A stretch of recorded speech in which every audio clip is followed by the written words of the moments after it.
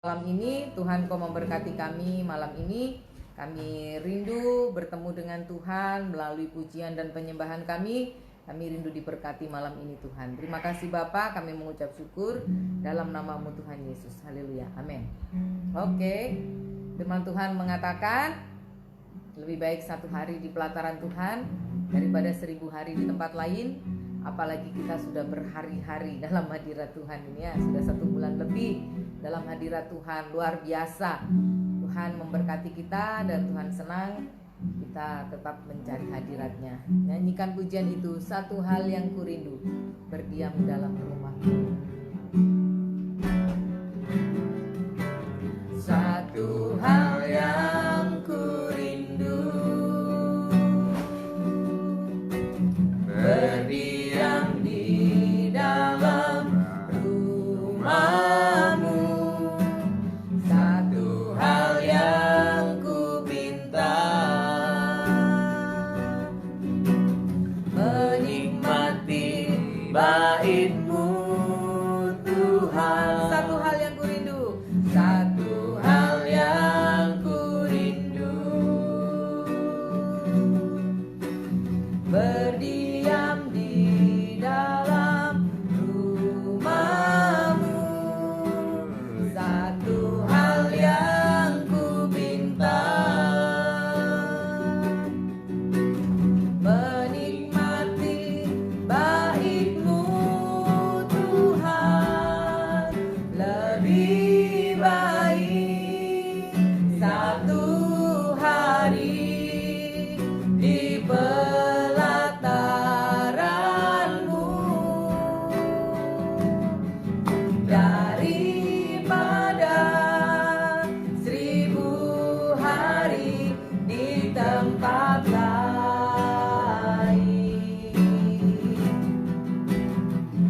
Aku memuji-Mu, menyembah-Mu, Kau Allah yang hidup, dan menikmati semua kemurahan-Mu.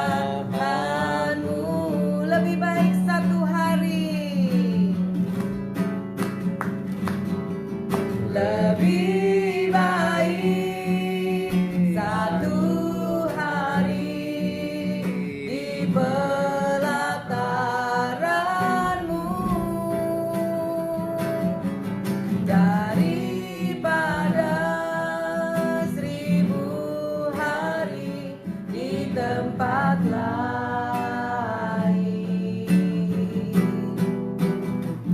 Aku memuji-Mu, aku menyembah-Mu, Kau Allah yang hidup, dan menikmati semua kemurahan-Mu. Lagi katakan, lebih baik 1 hari di pelataran-Mu, lebih baik 1 hari di pelataran-Mu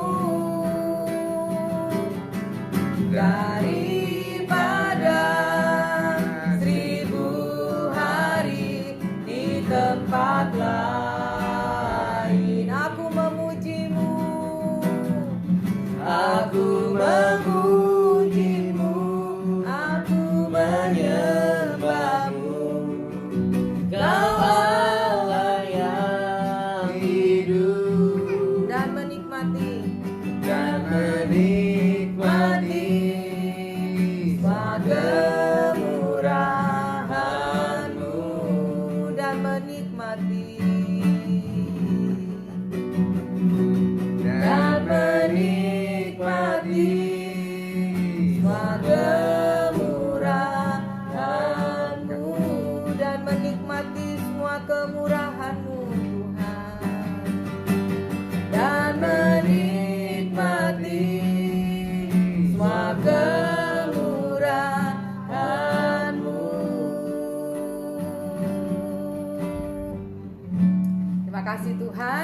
ada di sini. Kami menikmati kemurahan-Mu dalam sepanjang kehidupan kami.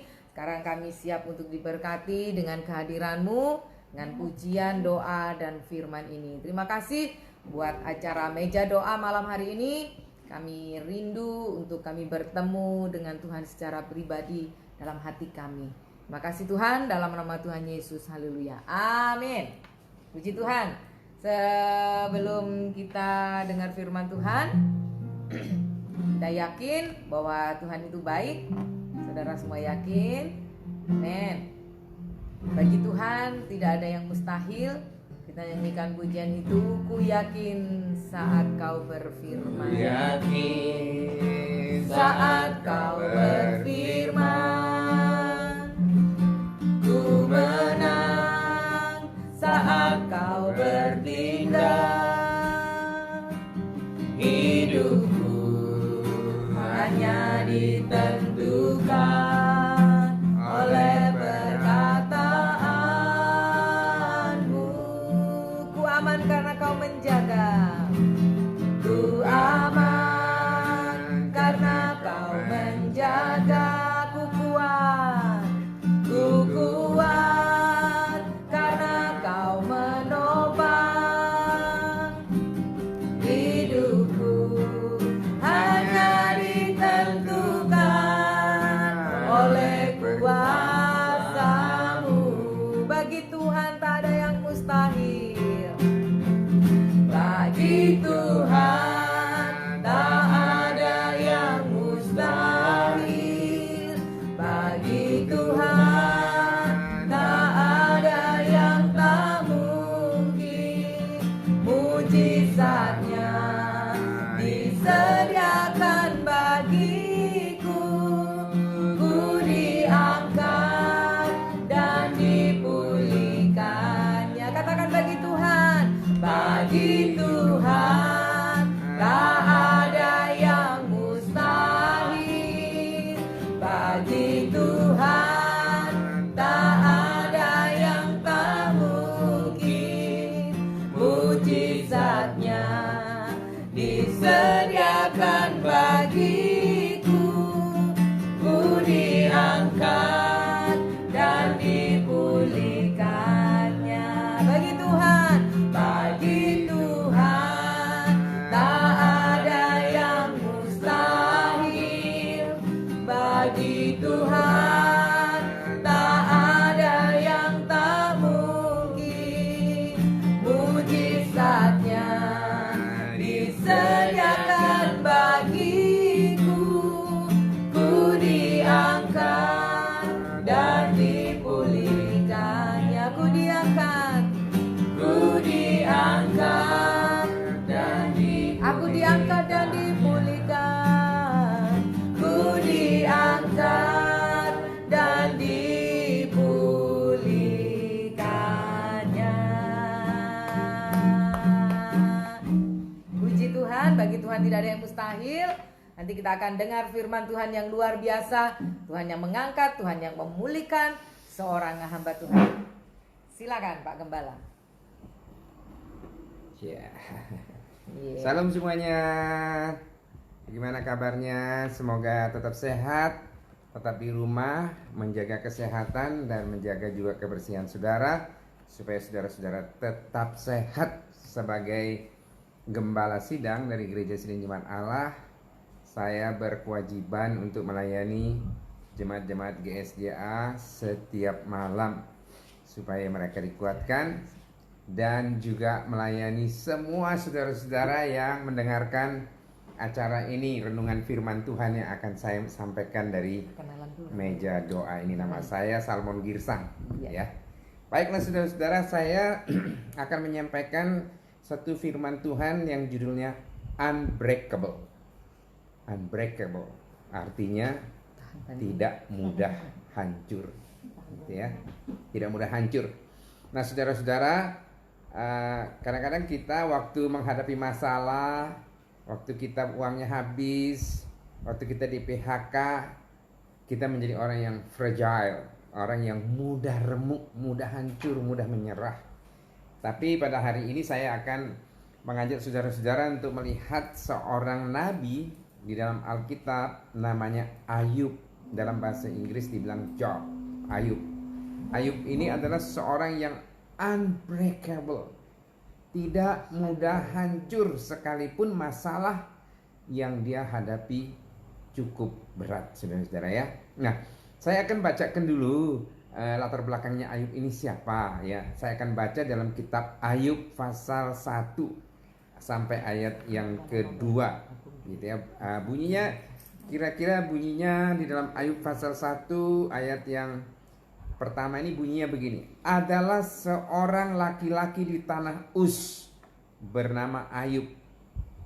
Orang ini saleh, orang ini jujur, ia takut akan Allah dan menjauhi kejahatan, saudara-saudara ya.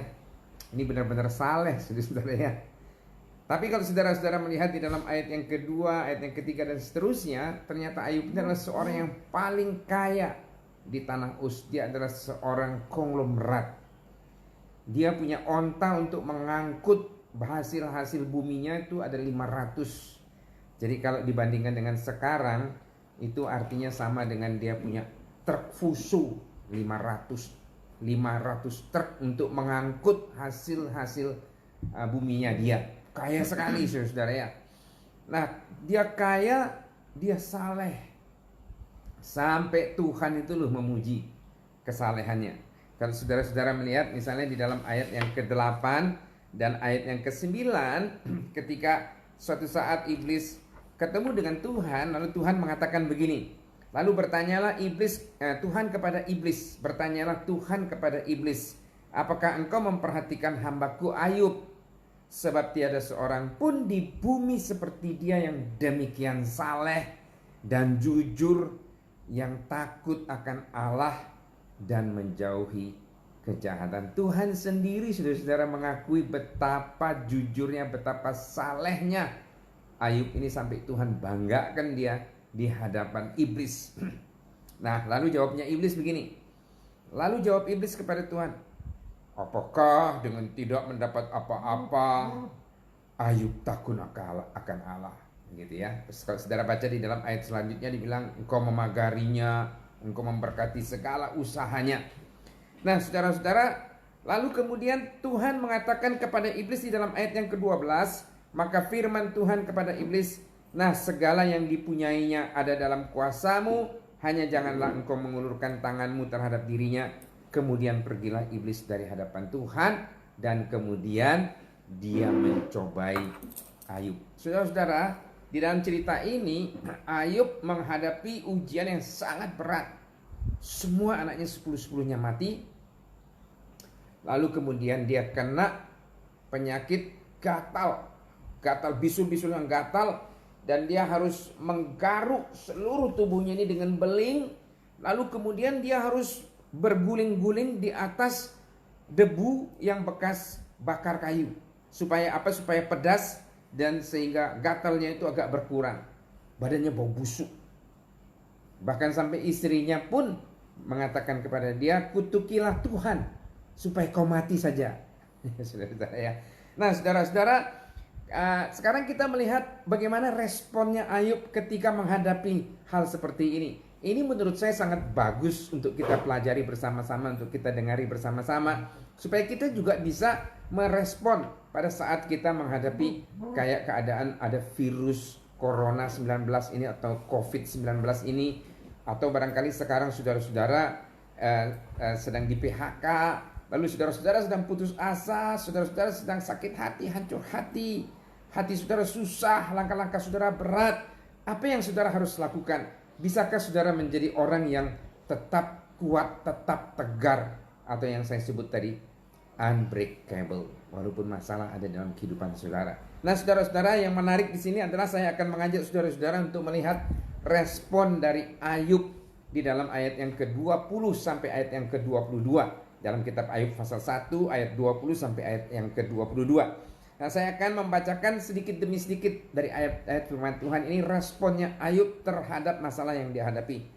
Firman Tuhan mengatakan begini dalam ayat yang ke-20. Maka berdirilah Ayub lalu mengoyak jubahnya dan mencukur kepalanya. Saudara-saudara, apa yang dilakukan oleh Ayub ini adalah yang biasa dilakukan oleh orang-orang pada zaman dahulu, yaitu waktu mereka mencukur kepalanya, lalu mereka kasih tanah. Itu menunjukkan mereka bersedih, susah sekali, tetapi sekaligus merendahkan diri. Nah, ini bagus saudara-saudara ya. Apa yang dilakukan oleh Ayub, pertama-tama dia merendahkan diri di hadapan Tuhan. Dia tidak melakukan hal yang tidak baik, dia tidak menghujat Tuhan, dia tidak menganggap Tuhan berlaku yang tidak baik. Tetapi pada waktu dia menghadapi masalah ini, dia mengoyakkan jubahnya, dia koyakkan semua, dia cukur kepalanya, dia taruh tangan di atas kepala. Lalu kemudian firman Tuhan mengatakan yang kedua, kemudian sujudlah ia menyembah Tuhan. Dia merendahkan diri. Lalu yang kedua, dia mencari Tuhan, dia sujud di hadapan Tuhan dan menyembah Tuhan. Saudara-saudara, ini adalah sesuatu yang sangat positif. Kalau kita menghadapi masalah dalam kehidupan kita, marilah saya mengajak kepada saudara untuk lari kepada Yesus saja, mencari Yesus saja. Karena hanya Yesus saja yang bisa memberikan pertolongan kepada saudara-saudara. Hanya Yesus saja yang bisa memberikan jalan keluar yang terbaik bagi kita. Ini sama seperti yang dilakukan oleh Ayub. Dia menyembah Tuhan dan dia berdoa kepada Tuhan. Lalu kemudian apalagi yang dilakukan oleh Ayub yang ketiga, dia positive thinking. Saudara-saudara ya, dia mengatakan begini dalam ayat yang ke-21, dengan telanjang aku keluar dari kandungan ibuku, dengan telanjang juga aku akan kembali kepadanya. Tuhan yang memberi, Tuhan yang mengambil, terpujilah nama Tuhan. Ya saudara-saudara ya, waktu dia berpikiran positif, dia bisa mengucap syukur. Kalau dia tidak berpikiran positif, saudara-saudara, dia tidak bisa mengucap syukur. Sama seperti kita. Kalau kita bisa berpikiran positif, Tuhan yang memberi, Tuhan yang mengambil, saudara-saudara. Itu hanya Tuhan memang. Segala sesuatu diciptakan oleh Tuhan. Dan Tuhan yang memberi kepada kita. Dan Tuhan juga yang berhak untuk mengambilnya. Nah, waktu kita bisa berpikiran positif seperti Ayub, seperti ini, maka kita bisa mengucap syukur. Sama seperti Ayub, waktu dia mengatakan, dengan telanjang aku keluar dari ibuku, dengan telanjang juga aku akan kembali kepadanya. Tuhan yang memberi, Tuhan yang mengambil, lalu dia mengatakan, terpujilah nama Tuhan. Itu adalah suatu ucapan syukur kepada Tuhan. Nah, marilah saya mengajak kepada saudara-saudara supaya melalui apa yang diajarkan oleh firman Tuhan ini, apa yang firman Tuhan katakan kepada kita, untuk kita juga berpikiran positif. Sekalipun saudara-saudara sedang berada di dalam keadaan yang susah. Seperti tadi saya katakan, mungkin uang saudara sekarang sudah habis. Saudara mau bekerja apa? Saudara susah. Ya, saudara langkah-langkahnya berat. Tapi walaupun saudara langkah-langkahnya berat, mari saudara tetap berpikiran positif. Apa pikiran positif saudara? Percayalah bahwa Tuhan pasti akan mengizinkan saudara melewati semua ini, dan pasti ujung-ujungnya saudara akan memperoleh masa depan yang penuh penghiburan. Saudara-saudara, Tuhan memberikan rancangan-rancangan atau rencana dalam kehidupan kita adalah rancangan-rancangan yang terbaik, yang the best. Itu sebabnya kalau kita membaca di dalam kitab Kejadian, waktu Tuhan menciptakan manusia, dia mengatakan, marilah kita menciptakan manusia menurut rupa dan gambar kita. Itu artinya yang the best, saudara-saudara ya. Itu artinya rancangan Tuhan yang terbaik. Saya kadang-kadang kagum, saudara-saudara ya, melihat pengukir-pengukir di Bali ini. Waktu saya pergi ke Ubud, saya melihat mereka bisa mengukir dirinya sendiri, memegang ular. Ya, itu hebat sekali, saudara-saudara. Dia ukir, dia pahat itu kayu, dan dia menggambarkan itu kayu itu adalah dirinya, dan dia membuat itu pasti yang terbaik. Ya, pasti hidungnya juga dia buatkan untuk hidungnya yang terbaik, untuk kelihatan supaya wajahnya kelihatan kayak dia, dan hidungnya yang terbaik. Badannya juga kekar, tangannya juga bagus, saudara-saudara. Karena apa? Karena dia sedang mengukir dirinya sendiri. Dan saya percaya juga bahwa waktu Tuhan menciptakan kita, itu adalah rencana Tuhan yang permulaannya dari awal, bahwa Dia merencanakan untuk menciptakan kita menjadi seperti Tuhan.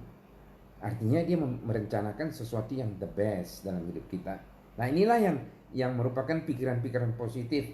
Kita percaya juga bahwa firman Tuhan mengatakan bahwa Allah turut bekerja di dalam segala sesuatu untuk mendatangkan kebaikan. Karena Tuhan itu Dia mengizinkan kita mengalami hal-hal yang susah, yang sulit dalam hidup kita, tapi tujuannya adalah untuk memberikan sesuatu yang terbaik bagi kita. Amin, saudara-saudara. Coba berikan tepuk tangan dulu. Katakan amin. Amin. Nah, saudara-saudara, kemudian yang terakhir yang dilakukan oleh Ayub adalah di dalam ayat yang ke-22, firman Tuhan mengatakan begini, dalam kesemuanya itu Ayub tidak berbuat dosa dan tidak menuduh Allah berbuat yang kurang patut. Nah, saudara-saudara, kalau kita juga punya masalah, jangan kita berani-berani mengatakan bahwa Tuhan tidak adil. Jangan saudara berani-berani mengatakan bahwa Tuhan tidak mempedulikan saya, Tuhan tidak memperhatikan saya. Seringkali kalau kita menghadapi masalah, kita suka blaming, menyalahkan orang, menyalahkan suami karena di PHK, menyalahkan istri yang tidak bisa menghasilkan sesuatu barangkali, menyalahkan anak, menyalahkan orang lain. Tetapi pada saat kita menghadapi masalah seperti Ayub, dia menghadapi masalah, dia tetap menjaga mulutnya dan hatinya, dan tidak mengatakan bahwa Tuhan itu berbuat sesuatu yang tidak adil kepada dia. Saudara-saudara, inilah yang menurut saya membuat akhirnya Ayub ini menjadi orang yang unbreakable, orang yang tidak mudah dihancurkan. Marilah saudara-saudara kita menjadi orang yang tidak mudah dihancurkan. Tidak mudah dihancurkan dengan perkataan orang. Orang menghina kita, orang menggosipin kita. Kadang-kadang kita cepat hancur. Kita menjadi seorang yang fragile, mudah sekali pecah. Tapi dengan kita melakukan ini, marilah kita sekarang menjadi orang yang unbreakable, yang tidak mudah dihancurkan. Sekalipun usaha saudara hancur, sekalipun uang saudara habis, sekalipun tubuh saudara sakit seperti Ayub, tetapi saudara tetap menjadi orang yang unbreakable. Amin, saudara-saudara. Amin semuanya. Nah, saudara-saudara, sekarang coba kita melihat bagaimana keadaannya Ayub setelah Tuhan menolong dia dan dia sudah selesai menghadapi semuanya. Di dalam pasal yang ke-40 ayat 42, ayat yang ke-10, firman Tuhan mengatakan, lalu Tuhan memulihkan keadaan Ayub setelah ia meminta doa untuk sahabat-sahabatnya, dan Tuhan memberikan kepada Ayub 2 kali lipat dari segala kepunyaannya dahulu. 2 kali lipat, saudara-saudara. 2 kali lipat. Percayalah bahwa setelah saudara lewat virus corona ini, saudara-saudara, Tuhan akan memberkati saudara juga 2 kali lipat. Amin, saudara-saudara. Amin. Coba katakan amin. Tuhan akan memberikan 2 kali lipat, saudara-saudara. Gak usah khawatir. Pokoknya sekarang tugas saudara adalah bertahan. Jadilah orang yang tidak mudah hancur, tidak mudah menyerah, dan terus bertahan. Waktu saudara bertahan, percayalah setelah semua lewat, maka Tuhan akan memulihkan keadaan saudara dan memberkati saudara 2 kali lipat. Amin. Mari kita berikan tepuk tangan buat Tuhan. Tuhan memberkati kita semua. Sekarang saya akan mendoakan saudara-saudara. Kalau ada saudara-saudara yang sakit, kalau ada saudara-saudara yang susah hatinya, kalau ada saudara-saudara yang langkah-langkahnya sudah terasa berat, saya akan mendoakan saudara. Kalau ada saudara-saudara yang barangkali saudara-saudara sudah tidak punya sesuatu, dan saudara-saudara merasa susah apa yang saudara akan lakukan besok, saya akan doakan supaya Tuhan memberikan kekuatan dan memberikan jalan keluar yang terbaik kepada saudara. Saya akan mengajak saudara-saudara menyanyikan pujian saat kita melihat jalan.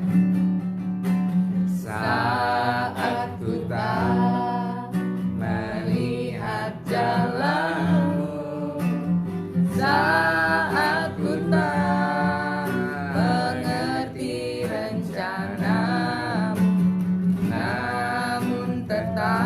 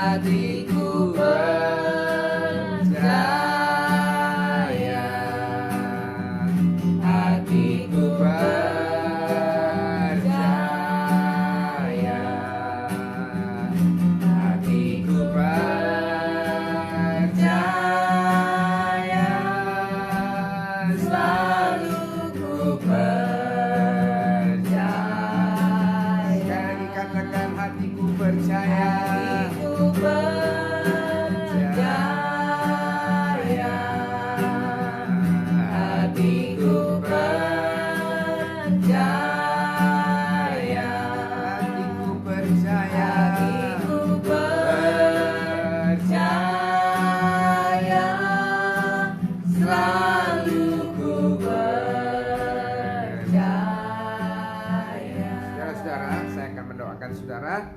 Kalau ada di antara saudara-saudara yang sakit, barangkali waktu ada acara ini ada saudara-saudara yang sakit pas kena COVID-19, berada di rumah sakit lalu menyaksikan acara ini, saya ingin mendoakan saudara. Saudara boleh mengangkat tangan kanan saudara, tangan kiri saudara tumpangkan di dada saudara. Lalu kemudian saudara-saudara yang lainnya juga saya akan mendoakan. Kalau ada yang sakit, saudara-saudara boleh mengangkat tangan kanannya, tangan kirinya tumpangkan di dada. Atau saudara-saudara barangkali punya pokok-pokok doa, mungkin saudara sedang susah saat ini, saudara mengalami kesusahan banget gitu ya, saudara hancur banget dan saudara ingin supaya Tuhan menolong saudara, saya akan mendoakan saudara. Kalau ada saudara-saudara yang di PHK, yang masa depannya kelihatannya seperti suram, dan hari ini mendengarkan firman Tuhan dan ingin didoakan, saudara boleh mengangkat tangan saudara dan kita naikkan pujian ini, kurnya saja satu kali lalu saya akan berdoa. Hatiku percaya,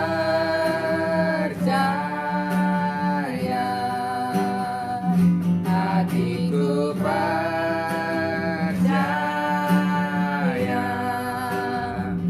hatiku percaya, selalu ku percaya, selalu ku percaya, selalu ku percaya, selalu ku percaya, selalu ku percaya. Terima kasih Tuhan Yesus, terima kasih Bapa yang di surga. Pada malam ini, pada akhir daripada renungan firman Tuhan ini, saya mau berdoa Tuhan buat teman-teman saudara-saudara yang sedang mengangkat tangannya, yang sedang menumpangkan tangan kirinya di dadanya, tanda bahwa dia sedang berdoa dan berharap kepada Tuhan Yesus. Dan hari ini Tuhan, saya doakan kalau ada di antara saudara-saudara kami ini yang kena virus corona dan sedang berada di rumah sakit dalam perawatan, lalu kemudian dia mendengarkan acara ini dan minta didoakan, Tuhan, saya doakan mereka di dalam nama Tuhan Yesus. Saya percaya bahwa Tuhan Yesus sudah mati di atas kayu salib untuk menyembuhkan segala penyakit-penyakit kami. Oleh sebab itu saya doakan supaya kiranya yang sakit virus corona Tuhan jamah dan sembuhkan di dalam nama Tuhan Yesus. Kiranya kuasa Tuhan, kuasa kesembuhan mengalir di tubuhnya dan menyembuhkannya. Kalau ada yang hari ini yang sedang sakit dan juga walaupun tidak sakit corona, saudara-saudaranya kami yang sedang berdoa ini, Tuhan, kiranya Tuhan jamah penyakitnya apapun juga, Tuhan jamah dan sembuhkan di dalam nama Tuhan Yesus. Kiranya Tuhan memberikan kesembuhan. Terima kasih Tuhan. Saya juga berdoa buat orang-orang yang barangkali saat ini sedang susah, sedang hancur hatinya, sedang berat sekali hidupnya, langkah-langkahnya sedang berat sekali, sedang mengalami pencobaan atau ujian yang dia rasa berat. Saya doakan Tuhan supaya Tuhan memberikan kekuatan kepadanya. Karena kalau dia sudah kuat, dia lebih kuat daripada masalahnya, maka masalah itu tidak akan punya pengaruh apa-apa lagi bagi dia. Tinggal dia menunggu pemulihan dari Tuhan, tinggal dia bertahan saja Tuhan. Dan saya doakan dia kiranya Tuhan menolong, menjamah, menguatkan hatinya. Yang di PHK, yang tidak ada punya uang pada hari ini, Tuhan, saya doakan juga supaya Tuhan memulihkan keadaan mereka, memberikan kekuatan untuk dia melewati keadaan-keadaan yang berat ini, Tuhan. Walaupun seperti ini dalam keadaan yang berat. Terima kasih Tuhan Yesus. Terima kasih Tuhan. Saya percaya bahwa saudara-saudara yang sedang berdoa kepada Tuhan Yesus dan meminta kepada Tuhan Yesus, Tuhan Yesus mengatakan, jikalau engkau meminta, percayalah bahwa engkau telah menerimanya, maka engkau akan menerimanya. Percayalah saudara telah menerima, mulai sekarang mengucap syukurlah kepada Tuhan. Terima kasih Tuhan. Sekarang kami berdoa buat negara dan bangsa kami, Republik Indonesia, Bapak Presiden, Wakil Presiden, para menteri, pejabat tertinggi sampai terendah di pusat dan di daerah-daerah. Kiranya Tuhan juga berikan hikmat dan marifat dari surga, khususnya tim medis yang sedang menangani kasus COVID-19 di Indonesia ini, Tuhan. Tuhan tolong memberikan hikmat dan marifat dari surga untuk menemukan vaksinnya, untuk menemukan obatnya, untuk menemukan bagaimana caranya supaya bisa memberikan perawatan yang terbaik untuk orang yang sakit sehingga mereka disembuhkan. Saya berdoa Tuhan stop supaya tidak ada lagi yang mati. Amin. Tapi semuanya yang sakit Tuhan sembuhkan. Amin. Terima kasih Tuhan Yesus. Terima kasih Bapa di Terima surga. kasih, Tuhan. Kami Tolong. serahkan hidup kami semua ke dalam tangan-Mu. Setiap malam kami berdoa di sini Tuhan. Setiap malam juga teman-teman berdoa di rumahnya masing-masing. Dan kalau malam hari ini juga kami akan mengakhiri doa kami dan akan istirahat. Tuhan jaga dan lindungi kami semuanya. Jauhkan dari segala mara bahaya. Jauhkan dari segala penyakit. Terima kasih Bapa di surga. Terima kasih Tuhan. Saudara-saudara, sekarang angkatlah kedua tanganmu dan terimalah berkat dari Allah Bapa, kasih karunia dari Tuhan Yesus Kristus, dan kiranya persekutuan dengan Roh Kudus menyertai kita semua sampai Tuhan Yesus datang kembali. Semua yang percaya katakan amin. Tuhan memberkati.